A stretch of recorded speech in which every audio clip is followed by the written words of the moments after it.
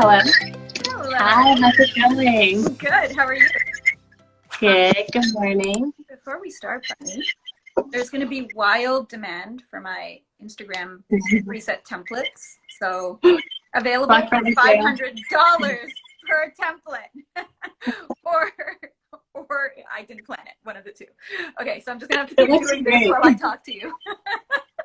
Well, at least the sun's out. Do you guys still have snow, or has the snow all melted? Did you get? We have like almost melted snow, like nothing that you're like, oh, it's icy or something. Like it's just almost melted. Yeah. Nice. And you have none. No, we've had like such a weird fall. It's been dry. Like we had rain yesterday, and basically the rest of November has been dry. Where you're based, I guess. Like we're just saying. Oh, I'm in Vancouver. Yes. So it's usually nicer for those who are not from Canada. It is nicer weather. I would say, yeah, overall, nicer weather. Yeah, definitely. Yeah. But you're saying it's been a fall. Well, usually we have like, by this time, we've seen like way more rain than we've seen like any sun. Like every day is usually raining. But all of October and like majority of November has been like dry, which has been super nice. See, I have some questions to ask you, but I should hold off. I want to know what December is like and the holidays, because I do love Vancouver and it's been a consideration to come out. But I'll park that. And we'll have to have that conversation. Because I'd love to get right into it. So, Bunny, co-founder of BLUME, one of two sisters. Your sister Tharan is your co-founder, which is so exciting to see two sisters working together running a company. How long has BLUME been around, and how would you describe what BLUME is? We have been around for 4 years, and BLUME creates safe and effective products with prestige formulas at an accessible price point. So we have our bestseller like an acne oil, we have a probiotic deodorant, spot and scar fade serum. We recently launched like acne patches. So we're all about creating products that really make every single day a healthy skin day. And one of the things we always say is the goal is healthy skin, not perfect skin. And so that's really why we exist. And then we are like vegan, cruelty-free, climate neutral, plastic neutral. Yeah, I mean, it's amazing. Like those were words that, 20 years ago, maybe 15 years ago, like people just wouldn't, I mean, there were words that I think required some education. What's awesome, and especially reading like that, some of the menstrual care products that you carry are biodegradable, is that there's just an understanding and a need for it, clearly, in the fact that you guys have created these products. Mm-hmm. It's definitely table stakes. Well, I say it's table stakes because for me, when we were launching the products and when we do our packaging, it's like a no-brainer. I'm like, okay, let's not do a plastic component. Let's use an aluminum component, or let's use a glass component. Can we add PCR to this?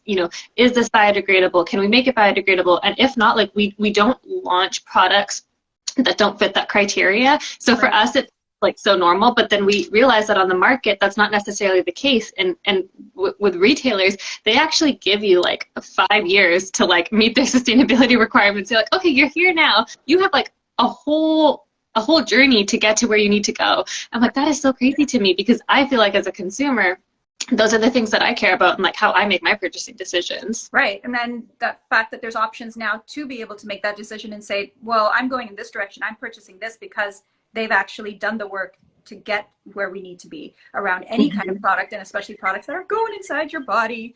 So yes, we always start at the beginning, and especially with founders who are just committed to this entrepreneurial journey, you gotta ask why did you start this? How did you start this? And then when there's two sisters who agreed and committed to doing this, why, how? So give us that whole storyline of how this came to be, how BLUME came to be. Yeah, so Taryn and I, we're sisters. She's about 2.5 years older than me. So fun fact, actually, before we started this company, we actually had like a cake decorating company together. So we were super young. I think like we were like 17 and like 19 or something like that. Like it was like, I was like first year university. She was like third or fourth year. So we were super young, and we started like a cake decorating business. Taryn was really like talented at like doing the artistry. I was not. I did like the making of the icing. Yeah. But we ended up making it for friends and family, and then we were doing like wedding cakes and birthday cakes, and it was organically grew. It just organically grew. Wasn't my favorite business.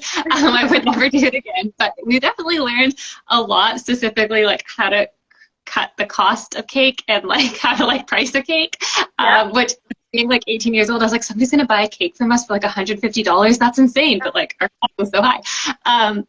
So that was our first business. And then she went away to law school in the UK. I was studying accounting here. So very traditional career paths, kind of exactly what, you know, our parents wanted us to do.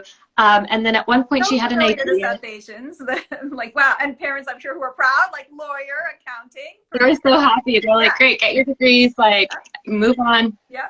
And so she had this idea to, so when she was in law school, she was doing her master's thesis, and girls in developing countries who were missing school because of their periods and the lack of access to sanitation, etc. Wow. And so that's where she had this idea. She's like, yo, it's crazy that, like, you know, this happens in developing countries, but also here, like, we're using the same products that we have no idea, like, what the ingredients are in them and so on and so forth. So we started really, like, learning more and more about periods, and that's kind of where we launched the first iteration of the business, and that was really around having a better experience when you had your period each month. So it was organic pads and tampons along with self-care goods.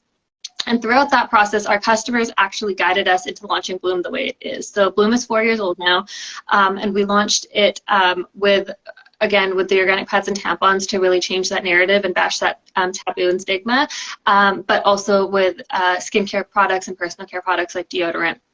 And that's really where we found that our customers most excited about the skincare products and the effectiveness and how gentle and clean the ingredients are, but still having results that are like, we get before and after sometimes from customers that are totally unsolicited, and like, I'm like, did she Photoshop this and send it to me because it is so good? Like, reach out, she tells us all about it. So gratifying, because that's something that, and I'm curious if, like, you know, that's something that either of you had, like, kind of, you know, experience with growing up, but it is really something that becomes part of your everyday worry and anxiety when it's, you know, on your face.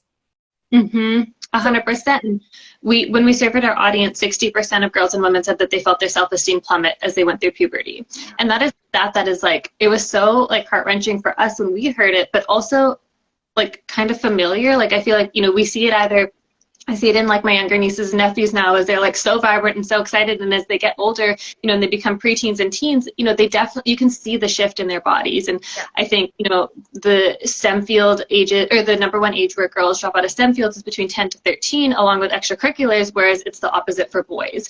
And so those are really the stats that, you know, we want people to feel comfortable as they grow up during that process, not become adults and then start undoing so much of that shame and stigma, and feel like feel as comfortable as they can at that point. So that's really where the brand was originally kind of foundation. And what a simple sentence that is. Just want people to feel comfortable as they're growing up. I mean, really, it's such a loaded sentence, and it's such something that, I mean, I feel like growing up, it was not something I just took for granted. And like you said, it was the undoing after going through the uncomfortability, and whatever that looked like, it literally changed person to person depending on what those years were like, and kind of what their body change experience was like. Yeah. I like that, because it's really bringing it back to stuff that we should be entitled to. Let's go back to making sure we're entitled to. Yeah, and exactly. Having the products to support that, it sounds like, is what BLUME really cares about, and what your vision and mission is around. Yeah, and then we try to do, like, content and education that kind of matches alongside of that, really in, like, a non-clinical but comforting way. And because we're sisters, we always say, like, BLUME is like your big sister. Like, we want to be like that person you can, like, lean on and go to for, you know, advice that's correct but also empowering. When you both, I'm so curious to know this, like, when you guys went your separate ways for school, was there a thought, let's always keep an eye out, there could be something we want to do again? Or was it hey, that was a fun run with the cake business, and now we're going to go be adults? Like, you said that she went and she had that exposure and that experience, but was it with the lens of, okay, I'm going to come back and I'm going to convince Bunny to, like, now start a business again? Like, what was that whole thing like, that whole story? That's a really good question. I mean, I've actually never asked her that. We've never been asked that before, so I can't say for sure. I think kind of two things. I think one, Taryn has always been really entrepreneurial. She's always just had the spark, and she's always been a very big, like, ideas person. So I think for her, it was not at all a surprise. I think it wasn't a matter of if, it was a matter of when. And I think a lot of people who knew her in her life knew that she was going to do something that was, you know, more out of the box. And she, you know, even throughout her law degree and working as a lawyer and all of that, I think she was always, like, she's very creative. And so I think, you know, law was almost like stifling for her. It was the foundation. She just knew it was a foundational degree. Exactly. And she always wanted to actually go into human rights law. That was kind of her goal, where she's like, I'll do this degree, you know, I'll pay off my student loans, et cetera, et cetera. And her goal was to be in human rights. And that's where, you know, her master's thesis and all those things came from, because it was very much geared around what she cared about, which was, you know, women's health and wanting to create more equal opportunity in women empowerment. And so for myself, I think I was so young. I think when we started the first iteration of the company, I must have been like 20 years old or something like that. So I don't think I definitely hadn't figured out like who I was or what I was going to do. And when I originally went into accounting, I was like, I'm way too young to decide like what I want my life to be, but everybody needs an accountant. So I can probably just like work in whatever field I want to work in. Like it's the same thing. So I was like, yeah, it sounds logical. Yeah, I was like, well, I can just get a job at a company that I think is cool, and I get to work for the company. So that's kind of my logic on that. Which is, so I think it definitely wasn't it wasn't like a goal, I would say, where we're like, okay, we're going to start something in the next few years. Right. Oh no, I hope the internet. I hope it's not mine. Cut out a little bit. Oh no. Oh no. Am I losing you? Yeah, I don't know if I'll just assume it was mine, but say the last part again, please. About like, you know, I lost you at wanting to, you know, just work in a company, and the company would be of whatever choice, and as long as you were doing accounting, like that would always be the way you kind of enter. So, and I would love to hear the second part of what you were saying. I was just saying that, like, it wasn't a focus for us. Like, Taryn and I weren't like, oh, you know, we definitely are going to start a company in the next 2 years. Like, let's like come up. That wasn't our goal. It was more so like the idea came to her, and when we started it, we kind of started it like, we barely called it a business. We're just like, okay, this is like something that needs to exist. And I remember like our first customers was like our friend's mom, and like one of our friends was like a boy. So it definitely wasn't like a big, it was like started with friends and family who just like supported the fact that we were like trying to start a business. And then we started getting more customers, and we were at farmers markets and kind of all that good stuff. Would you say, looking back at that journey of starting with friends and family and having a bit of a I don't know, innocent, naive kind of approach to it, would you say that served you? And is that something for people who are thinking of starting something? Do you feel like that's a healthy approach, or would you look at it differently?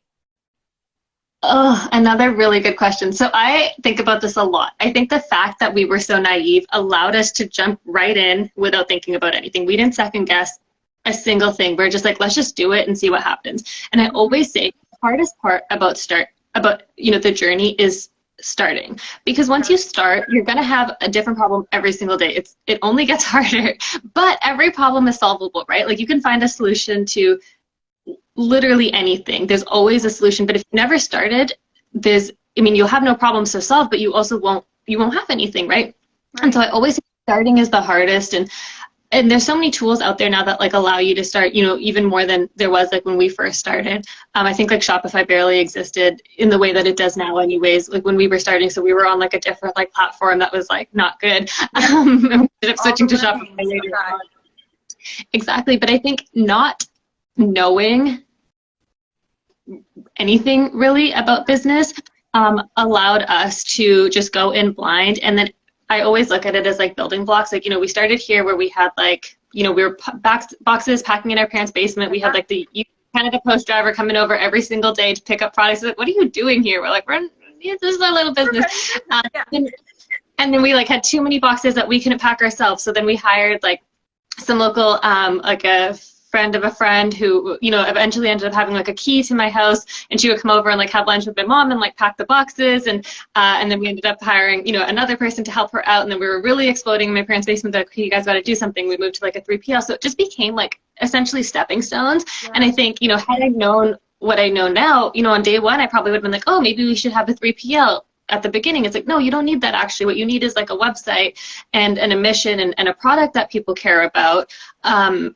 I mean, our first version of packaging was like a glass bottle with a sticker on it, and then we reprinted it as like screen printed once we could afford the MOQ, and then we reprinted it again when we realized that there was issues with, you know, the format that we used originally. So every step of the way, like every few years, it's like you learn something new and you have to change it in a big way. But starting so naively allowed us to not box ourselves in. And I think that's what's so key, because as soon as you start asking questions and you start, researching, there's so many reasons for why somebody shouldn't do something or why it won't work. And sometimes they're valid, but also, you could be the anomaly that does make it work, or you could figure it out and do it in a new way. And that's really what startups are about, right? It's about seeing how things are done historically and then finding a new, better, and faster way to do those things. It's so much, Mike. So many questions coming out of this, but I want to get right into the retailer journey. So I'll ask just kind of one thing, which is there a difference from when you started to this very advanced, e-commerce space now that you think, and social media, where this kind of like packing your boxes in the basement and then moving to that story's now been glamorized, even, I would say, or maybe like kind of that story's been told a lot, almost like it's become part of the rite of passage of becoming a founder. And I know you know what I'm talking about, because we've seen those TikToks, we've seen those reels of like, I started here, and I think it's the Drake song, started from the bottom, that's always used. Like, do you think now with the advanced space that DTC and e-commerce is at, that naivety of just starting with a product and your community will find you or you will find them, do you think that would still work today? Is it still working today amongst other founders, like? I think it depends on the vertical and the product. I guess that's what I'm trying to, or was that a time? I think it still works. I think it depends on the product. I think certain industries, like I'll use beauty or skincare as an example, is very saturated. There's a lot of skin and beauty care brands, and I think every story has kind of been told. So I think standing out and finding, organic customers in the beauty skincare space is a lot harder to do than it was, because now I think it really comes down to the efficacy of the products. And I think the reality is that, you probably know this too, like we change our products all the time. Like I have products that I love that I just don't repurchase because I'm like, oh, I'm going to try something new. And so I think that's where, beauty, I don't think it works the same, but I think was recently at like a panel that Sharon was on, and we met another local founder, and he makes socks, but like performance dress socks. So they're like nice socks that like you can use at like the gym or for biking, but like you could also use them as like dress socks. So they're like kind of fancy. Yeah. And so he's really found his community of folks who, bike to work and they're professionals, or they just, are a little bit quirkier and they want performance socks that they feel like they resonate with. And so he's found his community much more organically, and found like that niche, because it's like, it's not done before. They're the only ones who are doing that. So I think that, to answer your question, I think stories that matter will always stand out, and there will always be a community. I think to scale with those stories, the product needs to be unique. You can't do it with something that already exists. It doesn't work with white label. It doesn't work with just taking something off the shelf. And like, I think before people really push that through, which is like, here's the white label product, but I'm going to do the best branding and I'm going to use the best agencies, and I'm going to blow up. And consumers are smarter than that. Consumers don't want to be sold to be sold. They want to resonate with the company. They want to know that they believe in what the company stands for, and they do their research. So I think it's a combination of both, but I definitely think that, in very saturated markets, it's harder to stand out with a story that, I think 5 years ago would have like been all the headlines. Right. That's, couldn't have added another word to it. Perfectly said. Let's get into the retailer piece, which is, specific to kind of where BLUME is at now. You were online, but now you are available in some of the big guys. Ulta, Sephora, Nordstrom. Am I right to say Nordstrom as well? Yeah. Pivoting, changing plans, new products, that is part of the entrepreneurial journey. But I speak from having a bit of that background with my own product. I would just love to hear what that decision to move into retail and that journey of landing that first retailer, what that's been like. And when I say what's that, it's such a broad thing. So answer whatever comes and is comfortable for you to answer about what that retailer journey has been like. There's so much. there's so much in retail and it's changing so quickly. Like over the last few years, it's changed in big, big ways that I think nobody probably expected. So now I'd say, you know, we're really focused on Sephora Canada, and that's like a relationship that we're really proud of and really kind of doubling deep on. And we're actually surpassing their target for us, like by almost triple what they thought that we were going to do this year. So we're really excited about that. But, you know, with it comes like all these crazy challenges that, thank you. But with it comes these crazy challenges that we had no idea that they existed. So, you know, an example is that like they actually ordered, so we had a new launch coming out, and like we were like, okay, let's just order like the MOQ of this product. And it wasn't like, you know, a few hundred, we still ordered like several thousand units, but we're like, let's order the MOQ and then let's see how the sales do. Let's not like put too much cash into this, and let's see how it goes.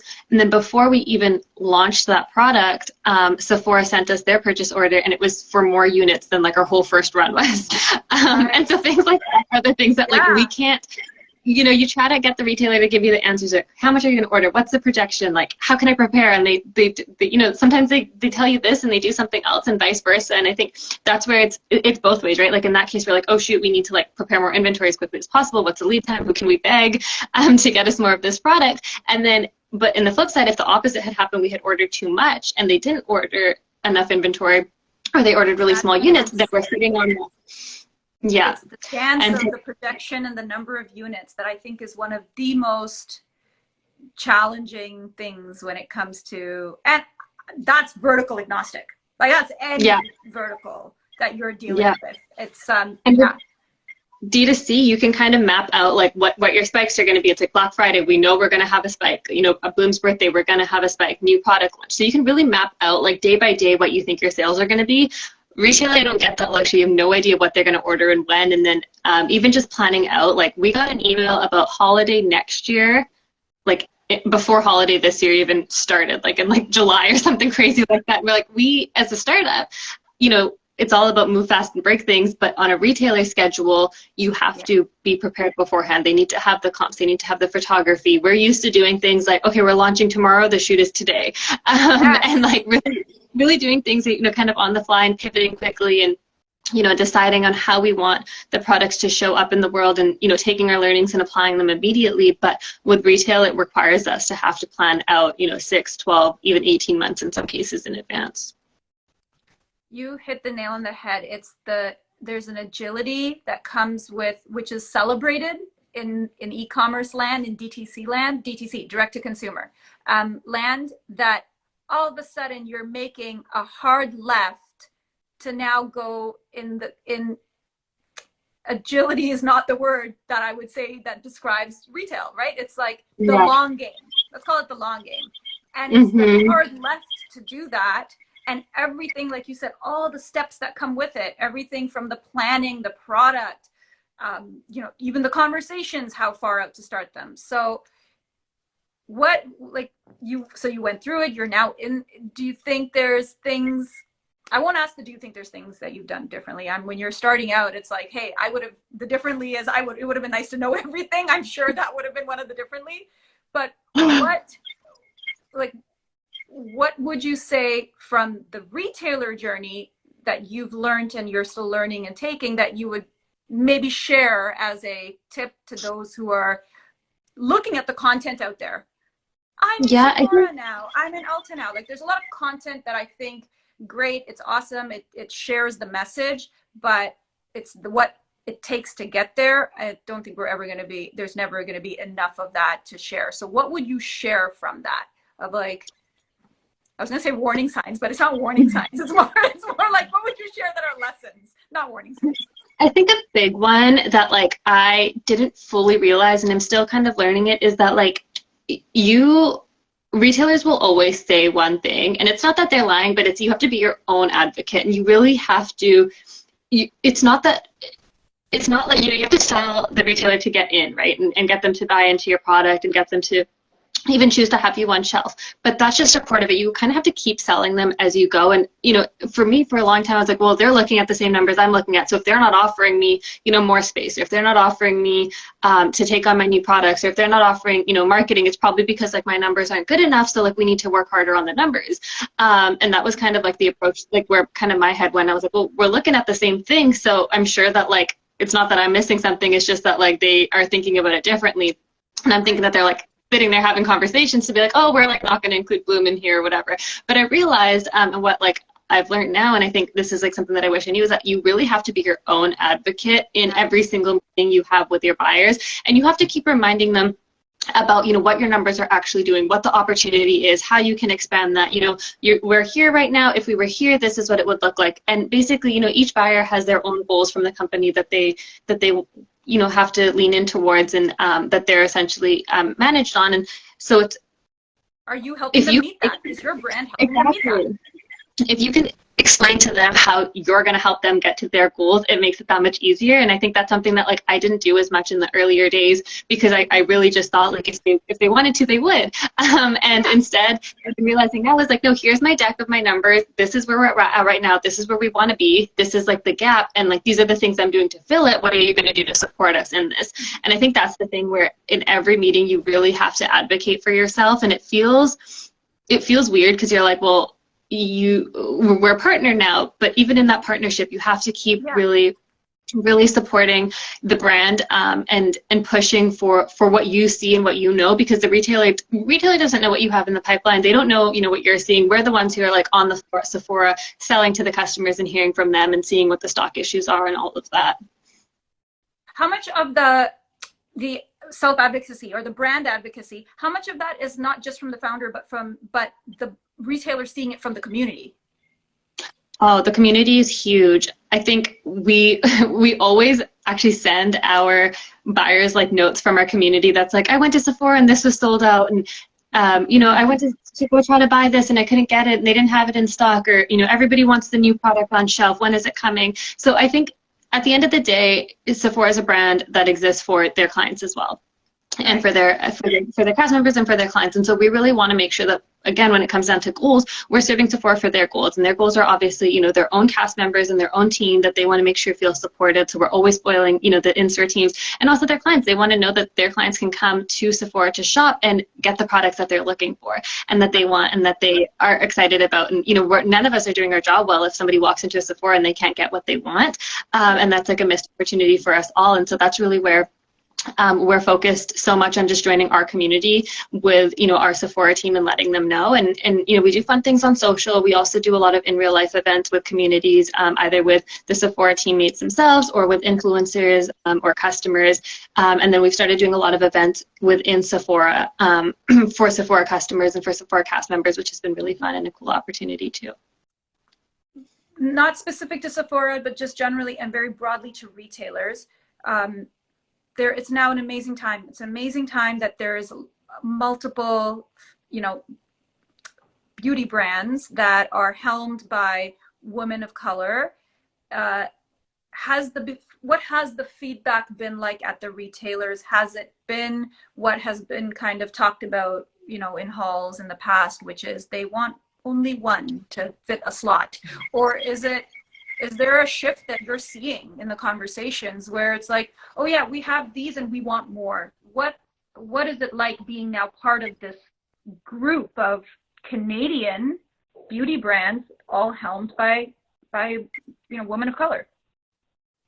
Yeah, I think a couple of things have really driven that shift. I think one thing that's like most amazing that it's no longer only one. It's no longer about checking a tick mark. It's not like okay, here's like my diversity piece, we're good now.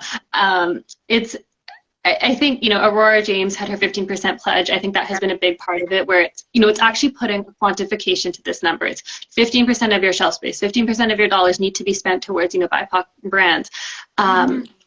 And I think that's something that it's never been done before, because it's always been about just the diversity. It's like, if we can say that we have a BIPOC-owned brand, like, we're good. And now there's like a whole web page, you know, on Sephora.ca or Sephora.com that's about BIPOC-owned brand, and it's being celebrated, and they're doing, you know, bigger initiatives and bigger advertising campaigns around BIPOC-owned brands. And I think it's, when we were growing up, it was always, you can't be what you can't see. We never saw anybody who looked like us running a company. We never saw anybody who looked like us, you know, being an investor. We didn't even know these things really existed, right? And we grew up, you know, our parents were obviously immigrants. They came here and they're like, you know, get degrees and And that's kind of the goal, right? It's all about safety and security. And I think had I seen a Sephora campaign that was highlighting, you know, people who looked like me as brand founders, I totally would have thought that I would have had a different opinion on what my opportunities looked like.